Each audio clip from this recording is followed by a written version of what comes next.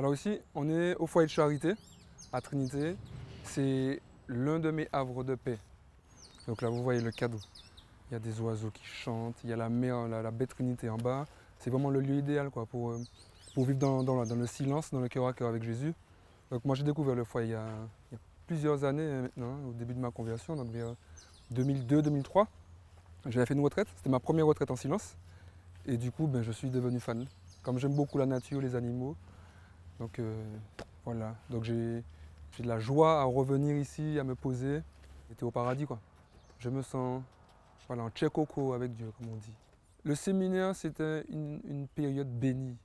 Et donc cette vie, c'est une vie de colocation étudiante, quoi, on va dire. Enfin, l'idée.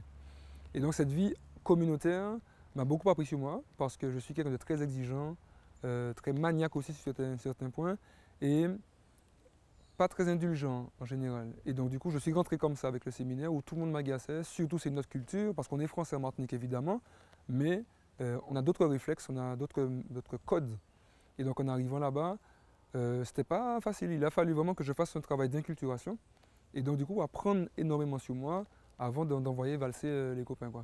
Et donc du coup, c'est un chemin qui était assez difficile quand même, mais très bénéfique parce que je me suis adouci, je me suis ouvert aux différences. Et puis j'étais réputé pour être je peux le dire, je pense, une grande gueule. C'est-à-dire que je me plaignais très souvent. Mais je suis ou jouais aussi parfois pour plus les bousculer sur certains points.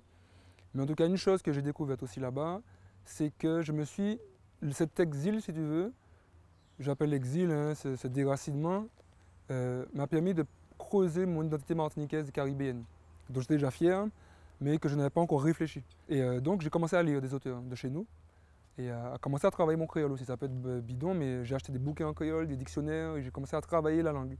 Donc je me suis astreint à travailler le créole. Aujourd'hui, que j'écris, que je lis naturellement, donc je me suis approprié. Et donc, avec les séminaristes, ça a été un temps d'échange, un temps de formation qui a été un temps d'échange au niveau identitaire aussi, sans nationalisme, mais avec une fierté d'être martiniquais, d'avoir une particularité. Donc on était dans un dialogue équilibré et très riche.